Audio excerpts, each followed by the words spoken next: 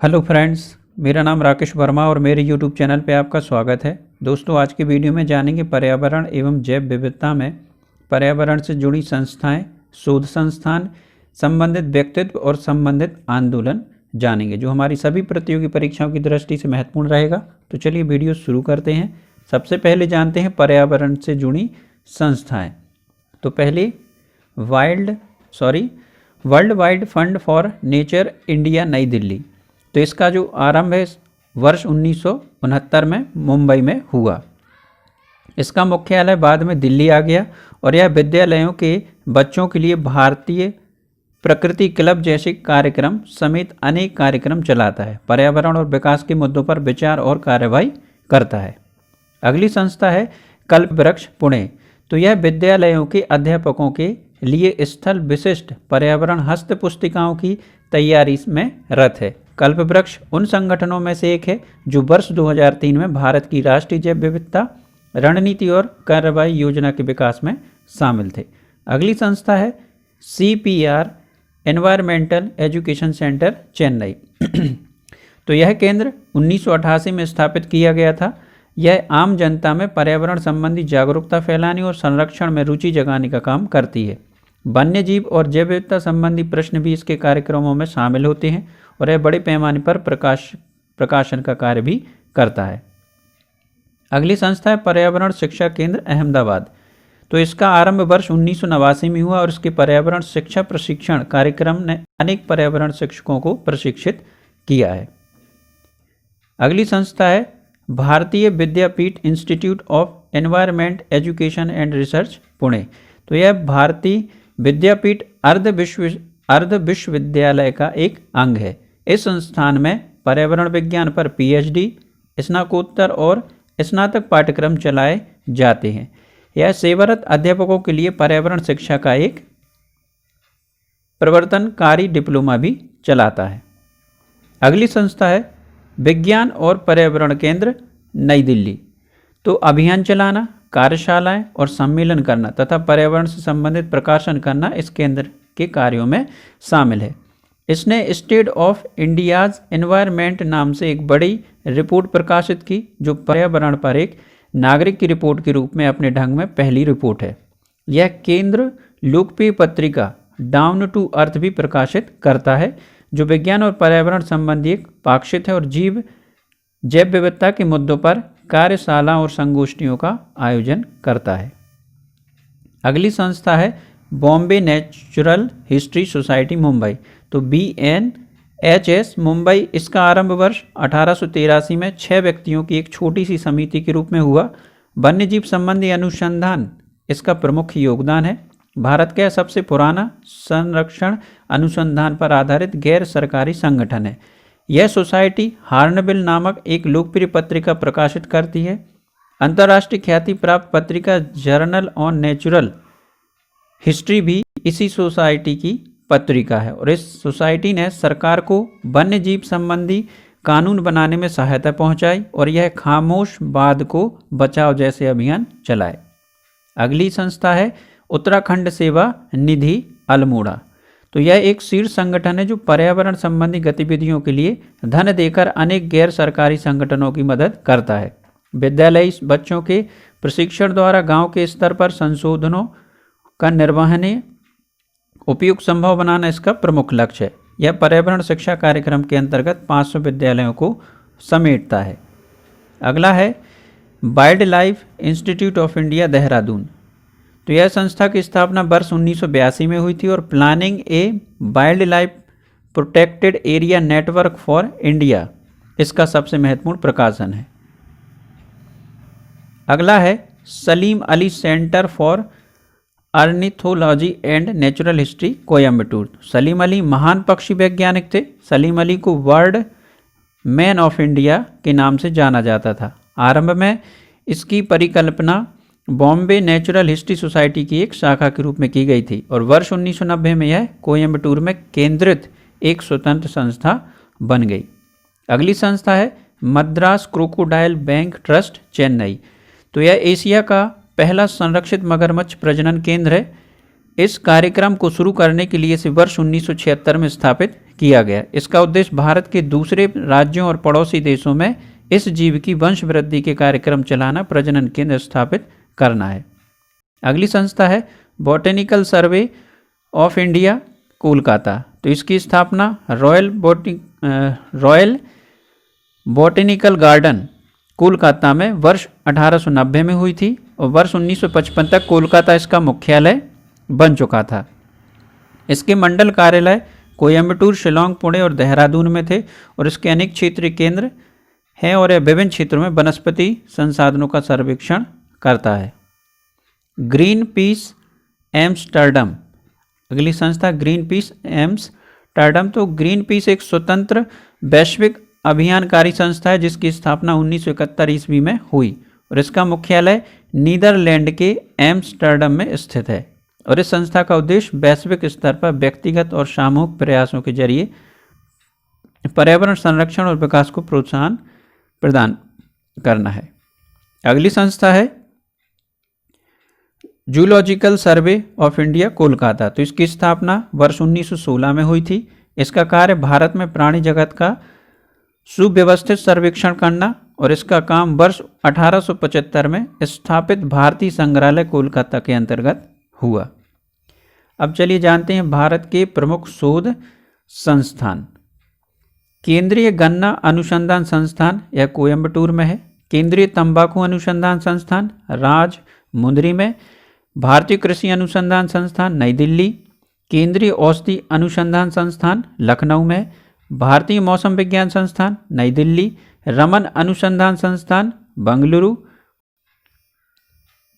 राष्ट्रीय धातु विज्ञान प्रयोगशाला जमशेदपुर। भारतीय चीनी तकनीकी संस्थान कानपुर। राष्ट्रीय डेयरी अनुसंधान संस्थान करनाल। केंद्रीय चमड़ा अनुसंधान संस्थान चेन्नई में है। भाभा परमाणु अनुसंधान केंद्र, तो यह ट्राम्बे। भारतीय पेट्रोलियम संस्थान देहरादून। अखिल भारतीय आयुर्विज्ञान संस्थान नई दिल्ली। कपड़ा उद्योग अनुसंधान संस्थान अहमदाबाद। राष्ट्रीय प्रतिरोधक विज्ञान संस्थान नई Delhi. Tata institute of fundamental research Mumbai. केंद्रीय भवन निर्माण अनुसंधान संस्थान रुड़की। केंद्रीय कांच तथा मृत्तिका अनुसंधान संस्थान कोलकाता। केंद्रीय विद्युत रासायनिक अनुसंधान संस्थान Karaikudi. Indian security press Nashik road Pune. केंद्रीय खाद्य प्रौद्योगिकी अनुसंधान संस्थान मैसूर। भारतीय राष्ट्रीय राजमार्ग प्राधिकरण नई दिल्ली। राष्ट्रीय भू भौतिकी अनुसंधान संस्थान हैदराबाद। केंद्रीय नारियल अनुसंधान संस्थान कासरगोड और केंद्रीय यांत्रिक इंजीनियरिंग अनुसंधान संस्थान दुर्गापुर। केंद्रीय नमक और समुद्री रसायन अनुसंधान संस्थान भावनगर। केंद्रीय वन अनुसंधान संस्थान देहरादून में। केंद्रीय आलू अनुसंधान संस्थान शिमला में।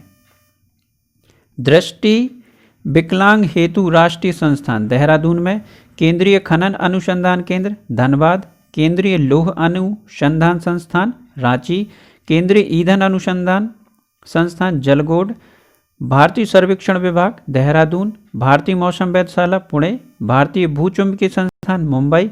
भारतीय खगोल संस्थान बेंगलुरु में। राष्ट्रीय समुद्र विज्ञान संस्थान, तो यह है पणजी में। Diesel locomotive works Varanasi. जीवाणु प्रौद्योगिकी संस्थान चंडीगढ़। प्लाज्मा अनुसंधान संस्थान गांधीनगर। केंद्रीय सड़क अनुसंधान संस्थान नई दिल्ली। भारतीय रासायनिक जैव संस्थान कोलकाता। उच्च अक्षांश अनुसंधान प्रयोगशाला गुलमर्ग और केंद्रीय पर्यावरण इंजीनियरिंग अनुसंधान संस्थान नागपुर में स्थित है। केंद्रीय ट्रैक्टर संस्थान, तो यह नई दिल्ली। केंद्रीय वनस्पति अनुसंधान संस्थान लखनऊ। केंद्रीय जूट प्रौद्योगिकी अनुसंधान संस्थान कोलकाता और केंद्रीय centre for DNA fingerprint and diagnostics, तो यह हैदराबाद में है। राष्ट्रीय मस्तिष्क अनुसंधान केंद्र गुड़गांव। Bharat electronic limited Jalahalli. औद्योगिक विश्व विज्ञान अनुसंधान लखनऊ में। कोशिकीय तथा आणविक जीव विज्ञान केंद्र हैदराबाद। केंद्रीय जल एवं विद्युत अनुसंधान केंद्र खड़गवासला। भारतीय पुरातत्व सर्वेक्षण विभाग कोलकाता और केंद्रीय चावल अनुसंधान संस्थान कटक। भारतीय दलहन शोध संस्थान कानपुर। अब जानते हैं पर्यावरण से संबंधित व्यक्तित्व।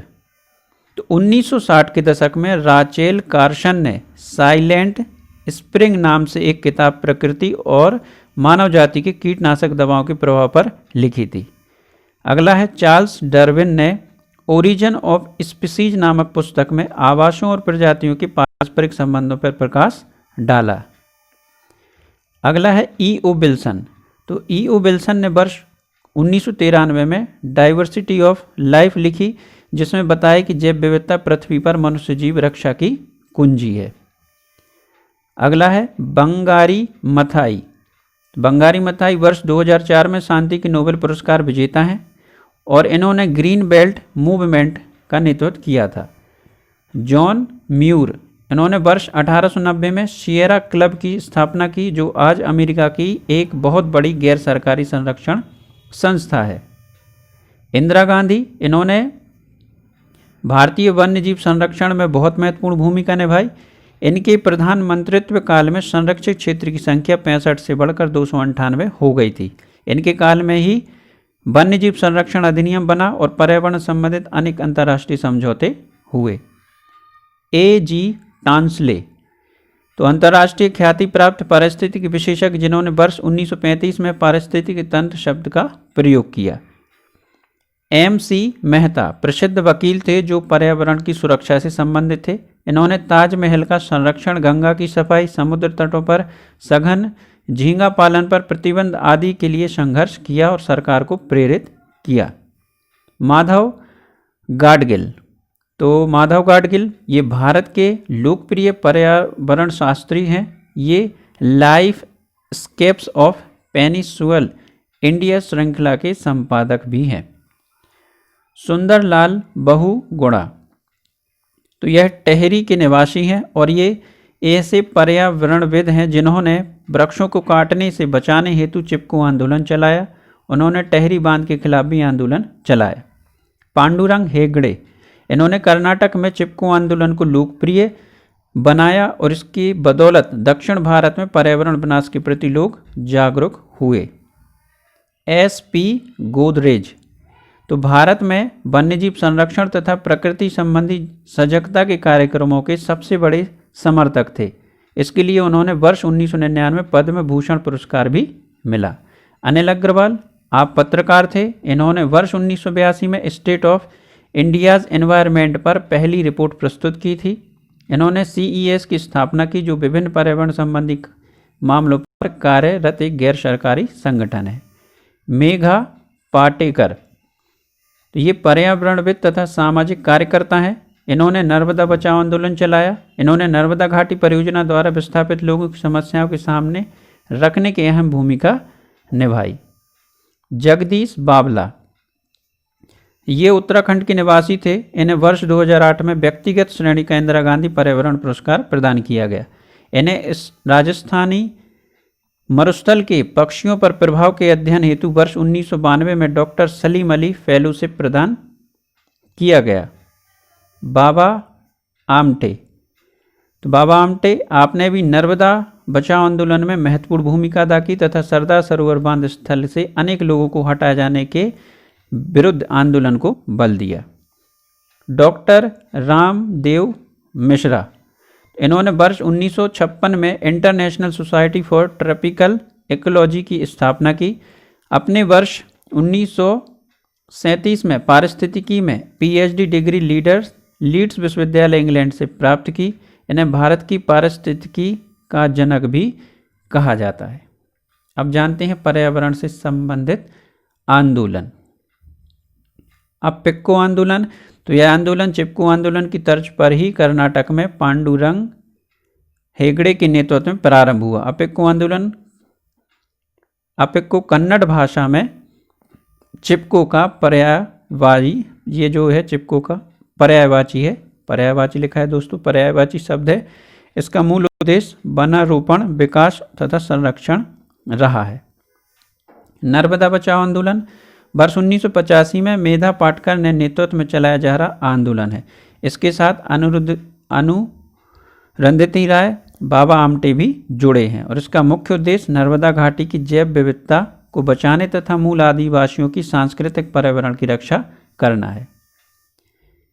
एक वन्यजीव गोद लो योजना। तो इसकी मार्च 2008 में ओडिशा के नंदन कानन चिड़ियाघर में शुरुआत की गई थी। इसका उद्देश्य वन्यजीव का पालन एवं वृक्ष को गोद लेने वाले निर्धारित किया जाना था। अगला आंदोलन है चिपको आंदोलन।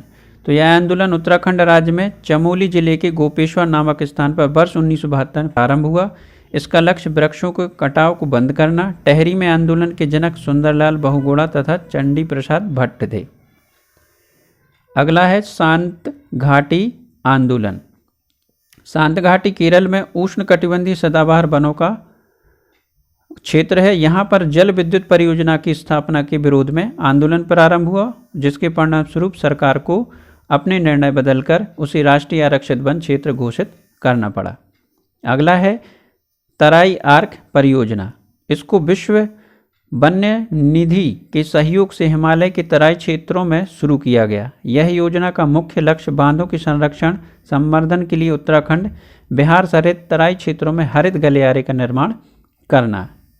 अगला है मैत्री आंदोलन। उत्तराखंड के निर्वनीकृत पहाड़ों पर वनोरोपण करने के लिए वर्ष 1995 में कल्याण सिंह राव के नेतृत्व में मैत्री आंदोलन चलाया गया था। अगला है पश्चिमी घाट बचाओ आंदोलन। यह महाराष्ट्र सरकार द्वारा पश्चिमी घाट की जैव विविधता को नुकसान पहुंचाने के विरोध में किया गया। यह आंदोलन पीपल्स पार्टी के कार्यकर्ताओं द्वारा शुरू किया गया था। तो दोस्तों आज के वीडियो में बस इतना ही। आशा करता हूँ आपको मेरा वीडियो पसंद आया होगा। वीडियो पसंद आया तो वीडियो को लाइक करें, अपने दोस्तों के साथ शेयर भी करें और मेरे चैनल को सब्सक्राइब करना ना भूलें। Thank you.